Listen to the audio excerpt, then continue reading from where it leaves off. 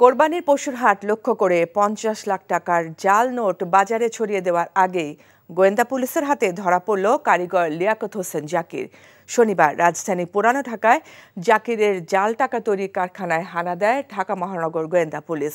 এ সময় টাকা তৈরির যন্ত্রপাতি এবং নকল টাকা জব্দ করা হয়। গোয়েন্দা পুলিশ জানায়, এক যুগ আগে থেকেই জাল টাকা তৈরি করে আসছে জাকির। নকল টাকা তৈরির অভিযোগে একাধিকবার গ্রেফতারও হয়েছে সে। জামিনে ছাড়া পাওয়ার পর আবারও পুরনো কাজে নামে জাকির। কোরবানি ঈদে পশুর হাটে নকল টাকা ছড়িয়ে দিতে ১৫ দিনের ব্যবধানে ৫০ লাখ টাকা ছাপিয়েছে জাকির। ভারতীয় রুপি নকলের চেষ্টা হিসেবে পরীক্ষামূলকভাবে জাল রুপিও ছাপিয়েছে সে।